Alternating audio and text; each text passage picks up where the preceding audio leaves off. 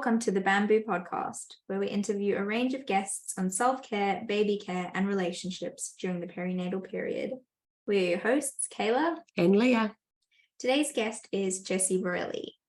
Dr. Jessica Borelli received her PhD from Yale University and is now a professor of psychological science at the University of California, Irvine, as well as a clinical psychologist specializing in children and families. Jessie is also the author of a parenting book about strategies for raising resilient kids and a mum of 3. We spoke to Jessie about the 5 steps of relational savoring, which is the practice of prolonging the feeling of connectedness we have with others. Savoring may be a practice you already do, and Jessie guides us on how to be more intentional with savoring moments. If you enjoy this podcast, check out the episode linked below where we chat with Jessie about parenting empathy, as well as guilt mothers feel, especially when trying to balance parenting and a career. We hope you enjoy. All right. Welcome, Jessie. It's fantastic to have you on the podcast today. How are you doing? I'm doing great. Thank you. I'm a little bit tired, but I'm mostly doing great. Great. Well, thanks again for joining us, and especially with that time difference. Jessie, I'm so excited to talk to you today as a psychologist, as a successful psychologist, but also as a mum, because I feel that any advice or support that I can kind of gain from you today will just help me add value to my life and my kids' lives. So I wanted to start with, I'm particularly interested in your work on savoring in relation to mothers. Jessie, how would you explain savoring, and in particular, relational savoring? Yeah, thanks for asking that question. When I think about savoring, I think about something that probably a lot of new moms and parents do already. But it's also something that I think we need to be really intentional about doing, because it's also something that's easy to kind of forget to do. So this is something that we often do when we think about really good food, that we can also do when it comes to parenting. It's really thinking about these highlights or really special moments of connection that we have with our children, and trying to go back and focus in on those moments and try to almost like squeeze out all the wonderful, juicy details of those experiences and hold on to them, and then also try to like magnify their significance or meaning. And one of the reasons why I think this is really important to do, especially for new parents, is that the early stage of parenting can be really stressful and really trying, especially when you have, a baby who doesn't sleep, or you have other issues that come up with a baby like colic or medical issues or life changes. And it's really, really easy to focus in on stressful aspects of the experience of parenting. And our minds naturally go towards those aspects of parenting and life. And we have to almost be really intentional about turning our minds towards these more positive aspects of parenting, the things that we're doing right, the ways that we're successfully meeting our child's needs, and the positive impacts these are going to have on our child. Yeah, I think that's so valuable, that it's got to be intentional, because we do tend to go back and focus on the things that we've done wrong, and really let's focus on those things that we're actually doing right and connecting with our child. That's lovely. Yeah, and if you think about it, in any given day for any parent, right, there's probably 50 things that you could think of or more, moments where you missed your child's signals. You failed to soothe your child, or you didn't put on the diaper right, or your child continued crying. But there's also probably at least 15, maybe more minutes where there were like really tender, wonderful moments where your baby snuggled into you, or you soothed your baby's cry, or you did something really special. They looked at you in a really meaningful way. And everybody's capable of finding those moments, because those moments are there for every parent. And if you can really highlight or magnify those moments and really the significance that they hold for your child, you can kind of balloon them in your mind and make more of them, of their meaning and their power for you and your baby. And what we know from our research is that parents who do that, their parenting actually becomes better over time, and their children do better. So it's actually, you can kind of capitalize on these moments that you have with your child and actually improve your own well-being and your child's well-being. It's really beautiful and really exciting for parents to be able to see those moments and how important they are and be able to implement them, because in the long run, it's going to help your children. Mhm. It's lovely. What makes relational savoring difficult? So getting into the practice of doing this, what are some challenges that people might face? A lot of parents tend to be very self-critical, and I think this is especially true for new parents, but I think it applies to all parents. We as parents tend to focus on the mistakes that we've made. It very easily occurs to us like, oh, this is a moment when things went wrong with my child and between my child and me.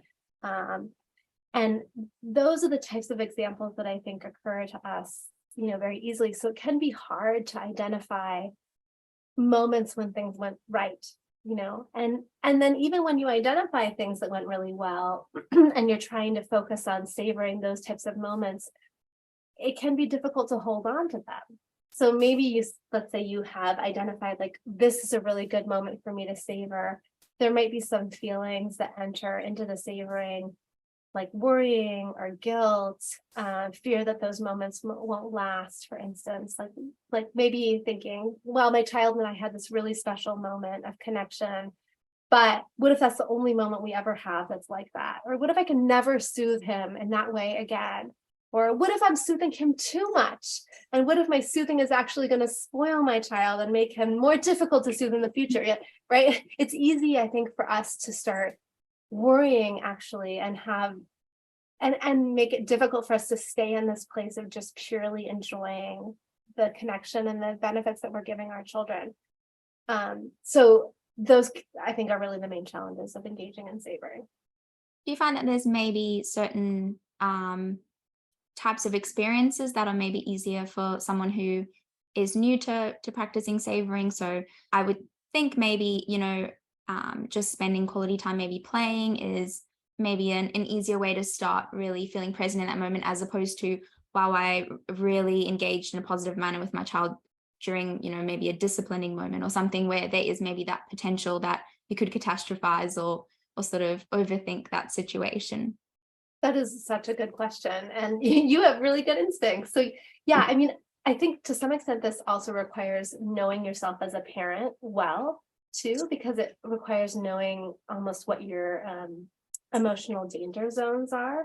So if you as a parent do really well in encouraging your child to do things like explore new environments, like with play, for instance, or trying new things, or like taking first steps or going down a slide or something, those types of memories tend to be easier for most parents to engage in.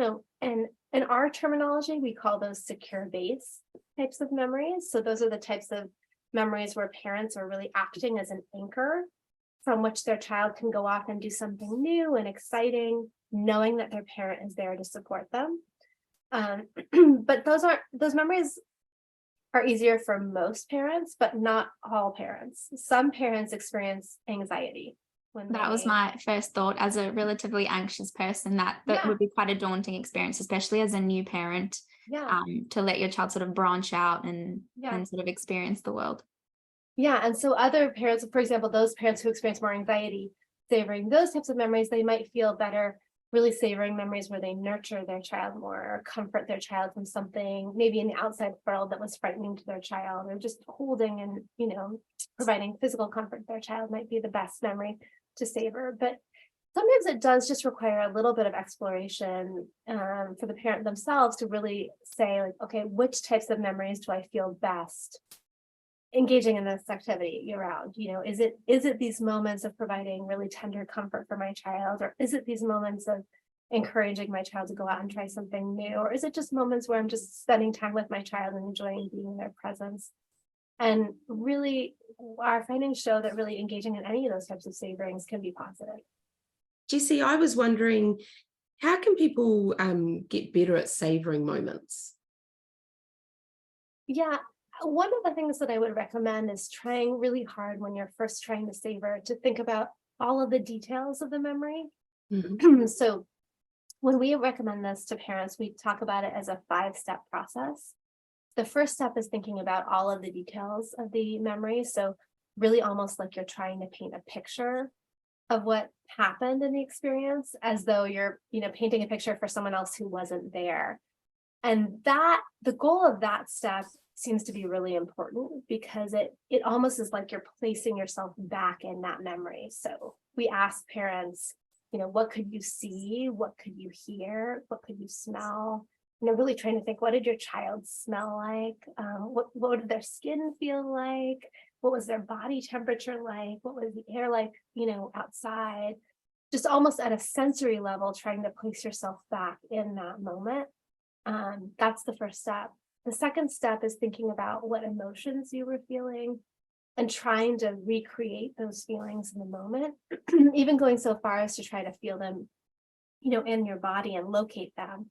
Were you feeling, was your heart beating quickly or more slowly? Did you feel a fullness in your stomach?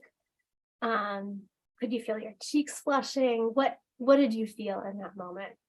And then we want parents to think about the thoughts that they were having. Were you thinking, I'm so lucky to be my child's parent? I can't believe I get to do this. I get to guide my child through life, or I feel so confident at this moment, or whatever was occurring to them. What were those thoughts that you were having, or even what thoughts are you having now as you think about it? Then we want parents to think about what this means for the future for their child. The fact that they had this experience with them. Does this mean their child's going to be stronger or more connected to them? Or does this mean that their child's going to enjoy being in relationships with other people, or be more connected to the parent? What is this going to give their child?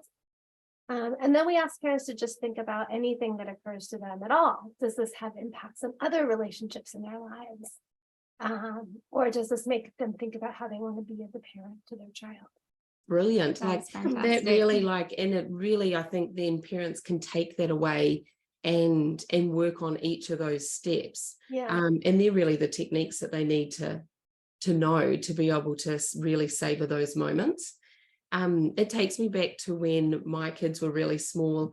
I remember I'm a mother of 3, so I had my second child and had a toddler running around at home, and I really had those moments of, my second child, this could be our last child. And I remember really enjoying the nighttime wakes. I know no one really does enjoy being woken up at nighttime, but it was time where we could connect. And I really felt that it was a period of really thinking to myself, this could be my last child, really trying to enjoy those moments where it was dead quiet throughout the night. She was breastfeeding and we could just have that nice time together. And I would say, you're so loved, you're so, you're safe, and just trying to cherish those moments, because at the same time, I didn't have another toddler running around. So those techniques, I think we can integrate into our life to really put us in that present moment of savoring as a parent, and just realizing the wonderful job that we are doing, instead of letting our mind go back and kind of, try and think about all the terrible things we are doing. But if we have those beautiful moments of savoring, we can really, one, connect with the child, but also make them feel really safe. And that's the overall goal, isn't it, for attachment, to make a child know that they're safe, know that they're loved. I love it. And you're bringing up another really important point, which is that really, in order to savor, to have memories to savor after the fact, you kind of have to be present in the moment as well, right? Because it's really hard for parents to go back and come up with memories to savor if they weren't paying attention in the moment. It's possible to do that, but it's really challenging to do that. It's much easier to do it if you're paying attention along the way, like with that really, really lovely example that you just gave of breastfeeding your daughter at night. You were really tuned into her in that moment and paying attention in the moment to how wonderful you were, how wonderful the experience was, and you were appreciating every moment of it. So that creates almost like a photograph, right? A really beautiful memory that you can then return back to, like scroll through in your mind and go back to, and it's so vivid, and that creates a wonderful repository of memories that you can use then for savoring later. It's harder to do that if you haven't been tuned in and paying attention to memories along the way, right? Yeah, but also though, it's something that you can start today. Like, that's right. If you feel that you haven't been present, or you can't think of these times. Like, it's never too late. We could start it right now. That's right. And what we find is that when we start to show people how to do this exercise, then they do start tuning in more. And they'll start to notice, like when we've done this with parents, from week to week, they'll be like, I found myself paying much more attention to these moments as they occurred throughout the week. And I noticed this, and I noticed this. And I just noticed all these other experiences that I was having with my child in a way that I hadn't noticed before. I loved when you were talking about sort of sensing that environment and how infrequently we really use all of our senses to take in our environment, especially things like smell. I think, obviously visually that's relatively easy to remember and sort of sticks in our memory. But really thinking about all of those senses, I think, is something we could all do more frequently. And do you recommend doing any sort of writing, perhaps journaling about these sort of thought processes and experiences? I think that can be a great adjunct to doing the savoring. We have done it in person, and we've done it on the phone, and we've done it through writing, and all of them have been effective. So again, I think for parents who want to try this, I think just seeing what works best for you and how you like to express your feelings is a great step. Josie, another part of your work on relational savoring that I find really fascinating is that of partners of military personnel and long distance relationships. So for myself, my partner and I did long distance for over a year when I was studying in South Africa, and he is also in the Defence Force. So just this week, he told me over the next 5 months, he'll be home for about 5 weeks. And this is obviously something, no, it's, I'm quite used to it now. Obviously there are challenges, but especially for mums, I know in Townsville where we are, it's the biggest garrison city in Australia. So a lot of mums, and obviously across the world, are, in really challenging circumstances where they're parenting alone for extended periods of time. So I was wondering if there's some relationships that are more or less important to savor. So thinking of that partner relationship, obviously we've discussed the infant relationship, and perhaps for single parents, even a family member or a friend, I would think, but maybe you could give us a bit more detail around that. Yeah, well, this is how I got interested in the topic in the first place. My husband was in the military, and we've had very long periods of time where we were apart, living far away from each other. He was deployed to Afghanistan and Iraq for long periods of time, and then even when he wasn't, we were living long distance. And I started thinking about, one of the things that makes us kind of uniquely human is this ability that we have in our minds to use our mental representations of relationships to connect us to people.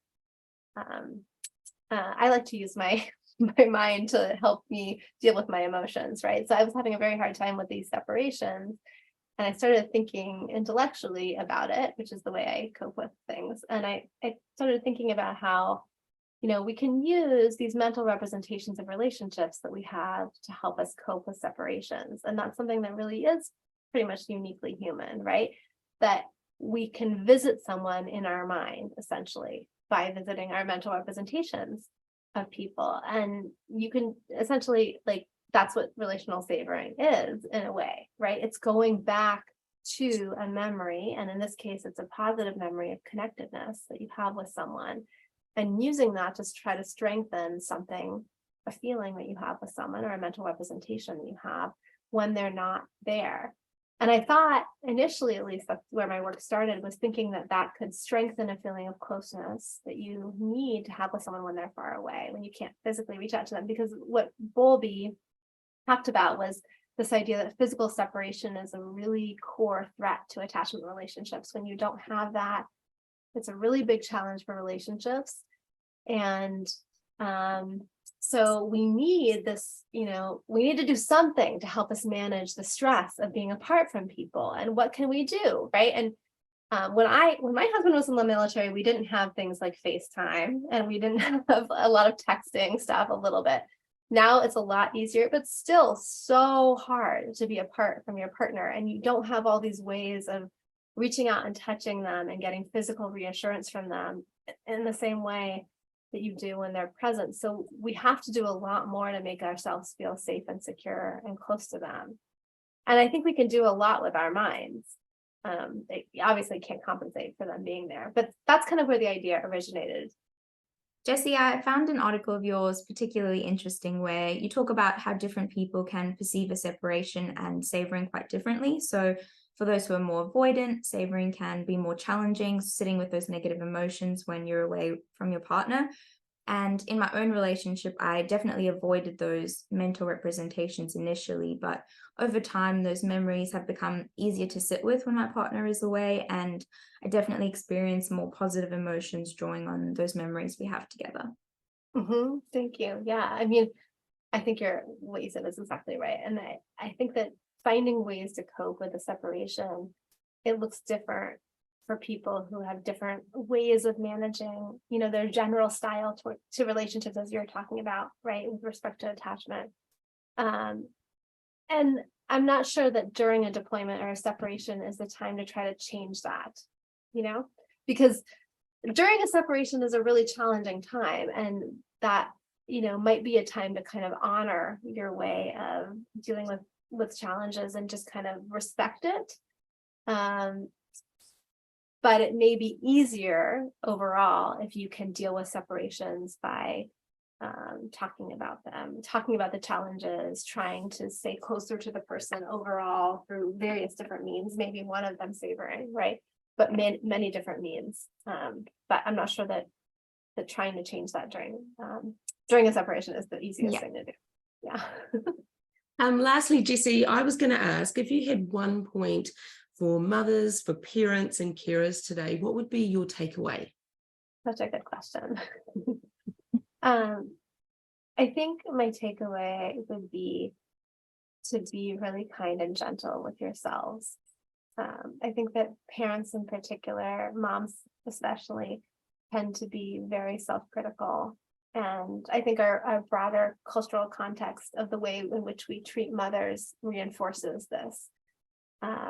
But I think that mothers are amazing, and the things that we give our children is just, it's like really beautiful what we do for our kids.